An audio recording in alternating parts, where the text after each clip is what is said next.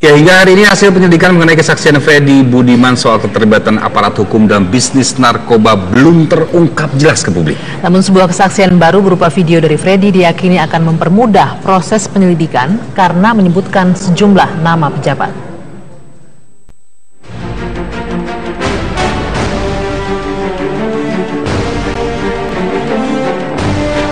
Kesaksian gembong narkoba Freddy Budiman tentang keterlibatan sejumlah aparat penegak hukum dan keamanan hingga saat ini belum terungkap.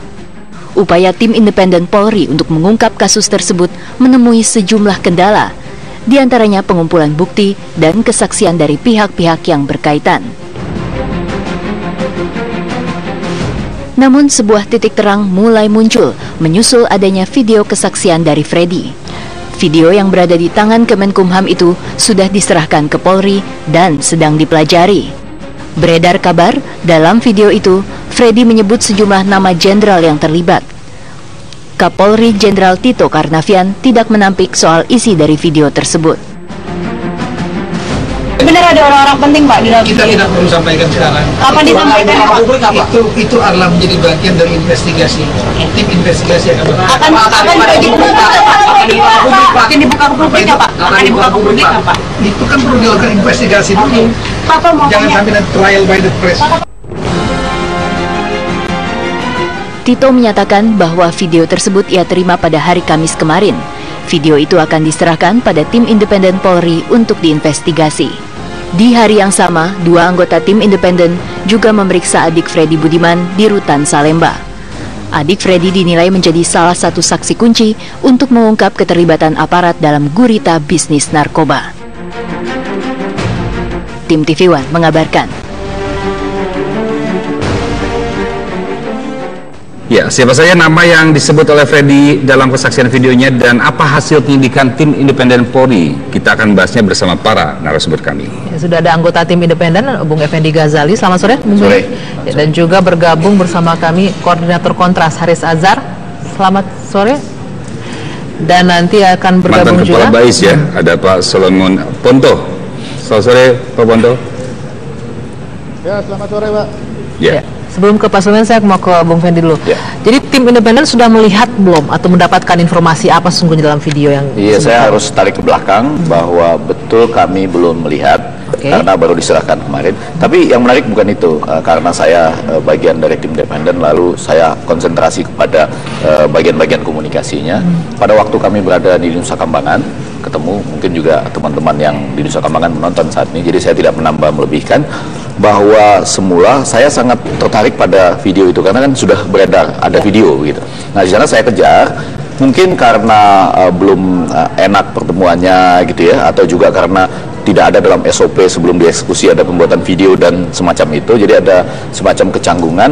Tapi setelah 1 jam berbicara, kurang lebih suasananya sudah enak, baru disebutkan. Jadi pada awalnya belum kecanggungan, artinya tidak mau mengakui bahwa ada video. Disebutkan nggak ada yang buat video Pak, nggak ada yang buat video gitu. Tapi sesudah 1 jam, sesudah barangkali kita kasih tahu ini pentingnya untuk apa gitu ya, dan mungkin juga sudah agak sedikit menyampingkan. Saya khawatir kecanggungan birokrasi dalam konteks kan belum tentu ada SOP bahwa orang sebelum dieksekusi boleh divideokan misalnya gitu. Tapi artinya mengakui ya setelah 1 jam. Ya, bahwa ada video 2 yang dibuat, satu oleh Humas Dirjen Lapas untuk keperluan katanya untuk menyampaikan semangat bahwa jauhilah narkoba gitu ya, jangan mengulangi yang begini-gini. Sama satu lagi oleh keluarga Freddy Budiman. Jadi ada 2 video dibuat pada hari Kamis 28 Juli antara jam 9 sampai jam 1 siang. Visi dari keduanya Anda tahu nggak? Enggak, kita nggak tahu, jadi tidak mau berspekulasi. Tapi memang sesudah itu diajukan surat untuk memohon kepada Bapak Kemenkumham, karena ini kan di bawah Dirjen Pas itu, di bawah Dirjen Pemasyarakatan, di bawah Menkumham. Lalu Menkumham memberikan kepada Bapak Kapolri kemarin. Nah, jadi kami dalam waktu dekat akan melihat video itu. Nah, ini masalah autentitas, maksudnya keaslian dari rekaman sendiri, tim independen tidak. Iya, jadi ada persoalan, teman-teman wartawan sudah bertanya kepada kami apakah itu bisa saja sudah diedit, dipotong, karena katanya ada versi 3 menit, yang ada 1 menit. Kalau untuk apakah sudah diedit, apakah sesuai aslinya, kami belum bisa menjawab karena yang pertama kami belum melihatnya. Yang kedua, kalaupun kami lihat, itu kan dibutuhkan digital forensik ya, untuk menemukan apakah itu persis seperti asli yang dibuat. Apalagi kalau ini makin lama, kan seakan-akan penyerahannya lama, lalu sudah ditambahi segala macam bumbu, di dalamnya ada nama dan sebagainya, makin seakan-akan dibutuhkan digital forensik untuk itu. Artinya memang benar ada nama yang disebutkan di dalam video itu? Kami belum bisa menjawabnya, tapi yang sebetulnya menjadi menarik adalah banyak teman-teman bertanya dan kami tidak dalam posisi bisa menjawab kenapa lama sekali diserahkan. Nah, yang kedua, ini justru dari hasil kami berusaha juga.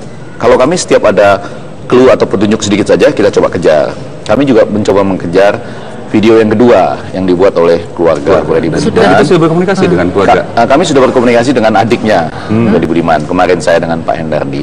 Jadi ini membuktikan bahwa kami berusaha terus mengejar sekecil apapun clue ataupun petunjuk yang ada. Di samping juga ada hotline itu ya, yang 088 1881 1986 kalau ada informasi dari masyarakat. Nah, menjadi menarik bahwa ternyata posisi video yang dibuat oleh keluarga bahkan dengan ada semacam wasiat tertulis, ini juga sudah beredar di masyarakat. Jadi kami mengejar istilahnya, dan ternyata itu memang ada juga gitu. Setelah berkomunikasi dengan pihak keluarga, Bung Effendi, apa mungkin dengan adiknya Freddy Budiman, apa yang disampaikan sih sebenarnya dalam video itu mungkin, dan dalam wasiatnya juga apa kira-kira yang ditulis? Sama sekali juga belum bisa dijawab karena belum ditangani kita. Tapi ini menjadi menarik. Di luar beredar lagi spekulasi bahwa video yang dibuat oleh keluarga ini lebih penting lagi. Tapi kalau yang lebih penting daripada video yang diserahkan ke Menkumham. Iya, kata di luar gitu ya. Tapi kalau saya sekali lagi ingin membatasi karena kami belum nonton. Tapi dari yang beredar itu disebutkan bahwa di video itu ada upaya menjaga supaya ketika nanti sesudah almarhum Freddy Budiman ini dieksekusi, adiknya itu memang ditempatkan pada porsinya gitu. Karena kan kasus adiknya ini belum putus, jaksa kasasi, kemudian ditolak, masih kasasi lagi gitu. Nah, dia kan seumur hidup. Nanti dikhawatirkan bahwa adiknya ini oleh Freddy Budiman dianggap akan dizolimi sehingga kena naik jadi hukuman mati. Ya, itu. Nah, karena itu adiknya punya bukti-bukti yang sama pentingnya dengan Freddy Budiman. Kalau adiknya cuma cerita bahwa dia merasa dizolimi, barang buktinya tidak sebanyak itu. Ya, artinya dalam pertemuan itu sempat menyebut nama nggak? Atau kan Bang Ege sudah ngobrol banyak? Sebetulnya ini pasti sesuatu yang tidak bisa ditanyakan secara langsung, karena kalau pun menyebut nama, saya tidak boleh menyampaikan di sini dalam konteks kan ada tim, nanti hasil tim ini 1 bulan kemudian. Tapi barangkali yang bisa saya sampaikan adalah ini petunjuk yang terus bergulir, dan saya herannya ini beredar di masyarakat lebih dulu, lalu kita seperti mengikuti petunjuk itu gitu. Dan tapi terima kasih juga bahwa masukan-masukan ini kita kejar, tidak kenal lelah, dan ada arah ke sana. Gitu. Tidak disebutkan nama, tapi apakah menjelaskan memang orang-orang yang ada di situ merupakan oknum aparat kah, atau mereka yang mempunyai kekuasaan? Sampai saat ini saya membayangkan ya, kalau kita sebagai orang yang membayangkan komunikasi, kalau orang dibuat hanya untuk keperluan misalnya, ya saya akhirnya siap menghadapi eksekusi ini dan meninggalkan pesan, jangan seorang pun pernah berurusan dengan narkoba karena gini-gini, negara kita lebih bisa maju tanpa narkoba dan sebagainya, itu rasanya harusnya cepat-cepat videonya kasih aja. Bagus buat semua gitu. Ya. Bang Ege, pertanyaan saya belum belum. Jadi belum terjawab karena sebulan lagi gitu. Belum terjawab karena apa isi selanjutnya? Ya, yang dari pihak keluarga pun tidak menyebutkan, adiknya tidak menyebutkan karena nama, tidak menyebut nama, tapi apakah mungkin ditakuti yang terlibat ini merupakan mereka yang punya kekuasaan atau mungkin oknum aparat? Apakah ada di sana? Yang bisa disampaikan adalah bahwa video baik yang ini yang dibuat oleh Humas Dirjen Pemasyarakatan ini tentu harus kami tonton. Pada bagian lain kami tetap harus menelusuri video dan kemudian wasiat tertulis. Itu di mana? Itu yang video dari yang dibuat keluarga dan wasiat itu ada di mana? Ada di keluarga. Ada di keluarga. Ya. Artinya belum di tangan. Kami masih mencari. Masih mencari. Ya, apakah sesulit itu Bung Fendi untuk mengetahui, berkomunikasi dengan keluarga? Oke, mana videonya, mana surat wasiatnya untuk tim independen? Ada tahapan-tahapannya. Ya.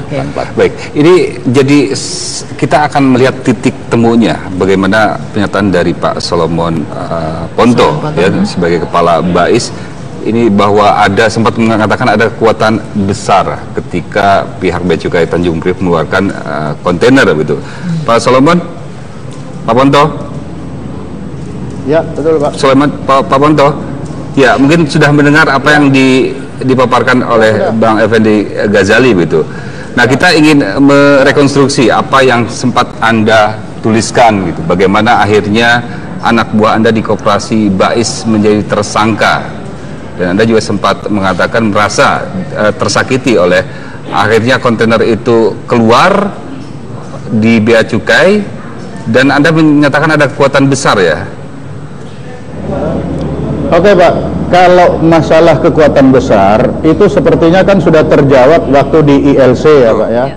Karena bagi saya saat itu kan, karena kita ada kerjasama dengan Bea Cukai, ketika mereka tidak melaporkan kepada saya bahwa ada satu lagi barang yang belum keluar, nah di saat itulah bilang ada kekuatan besar yang supaya mereka tidak melaporkan kepada saya.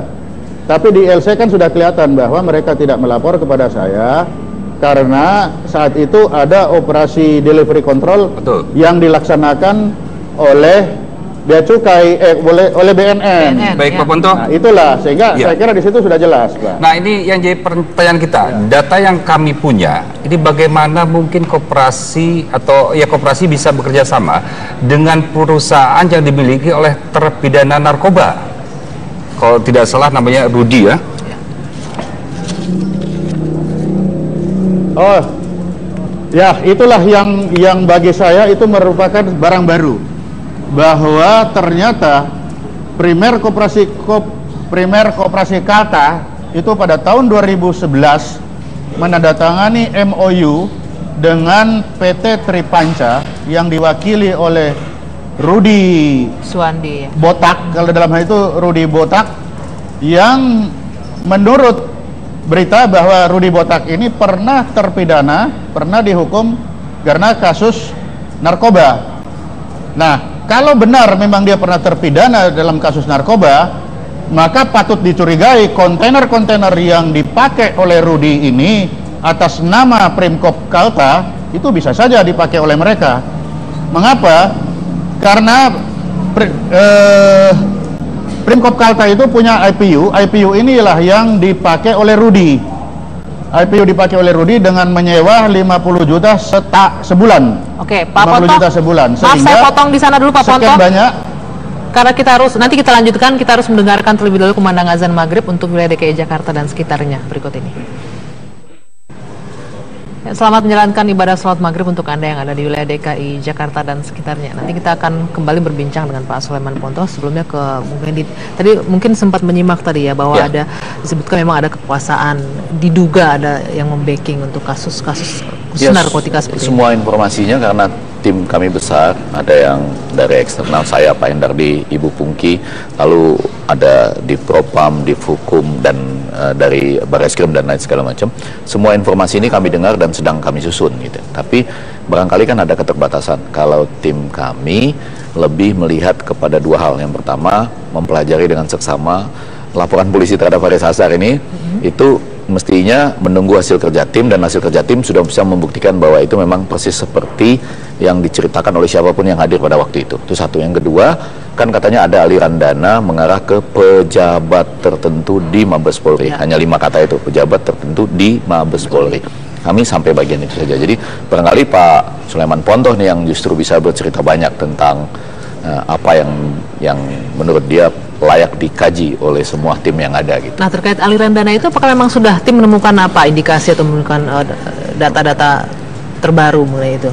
Ada atau tidak? Ada 3 hal penting yang harus cepat disampaikan. Yang pertama, terima kasih kepada Bapak Kapolri. Kami diberikan kebebasan sebebas-bebasnya. Jadi kami kejar semua petunjuk sampai kemana-mana. Karena intinya semangat tim yang di dalam itu ini momentum untuk bersih-bersih. Termasuk polisi yang menangani kasus Freddy juga? Momentum untuk bersih-bersih. Nah, yang kedua, memang diberikan batas waktu 1 bulan. Saya hanya takut waktu 1 bulan ini dikejar oleh ekspektasi masyarakat yang begitu tinggi, kan pelan-pelan nih satu demi satu ditelusuri gitu ya.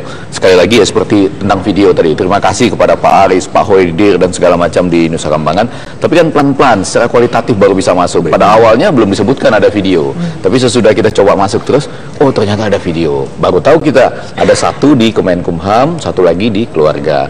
Yang di Kemenkumham sekarang sudah ada di Pak Kapolri, nanti tim akan lihat.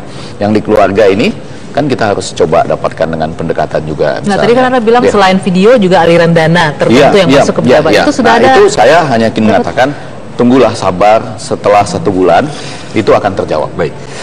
Jadi itu ada janji yang sangat. Kita sekarang masih terhubung dengan Pak Ponto. Pak Ponto, mungkin bisa dilanjutkan pertanyaan saya tadi, bagaimana bisa Koperasi Bais bekerja sama dengan perusahaan yang pemiliknya terpidana narkoba tahun 2009? Itulah, benar itu Pak.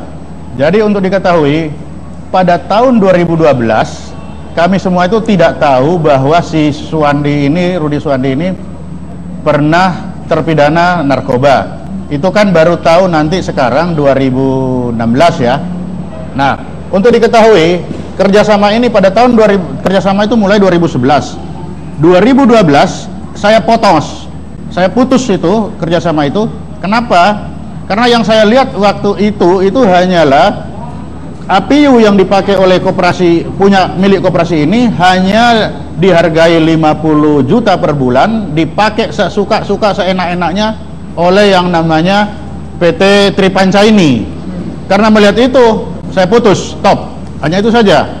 Nah, apabila sekarang ini ternyata si Rudi Suwandi alias Rudi Botak ini ternyata pernah terpidana karena kasus narkoba, maka tidak tertutup kemungkinan kontainer-kontainer yang dia pernah gunakan atas nama Koperasi Kalta itu dipakai untuk barang-barang itu tidak tertutup kemungkinan. Jadi, bisa saja itu. Ya, ini apakah Pak Ponto juga tidak menelusuri siapa pejabat-pejabat pada saat itu di koperasi yang bekerjasama dengan perusahaan tersebut? Kemudian yang kedua juga, bagaimana juga kita ketahui Bais juga punya orang di Bea Cukai, dan mana bisa akhirnya kontainer itu lolos dari Bea Cukai tanpa kepala Bais tahu begitu. Nah, tapi nanti dijawabnya setelah komersial berikut. Tetaplah bersama kami di Kabar Petang. Kita lanjutkan kembali perbincangan di Kabar Petang. Sudah bergabung bersama kami Koordinator Kontras Haris Azhar. Selamat sore, Bung Haris.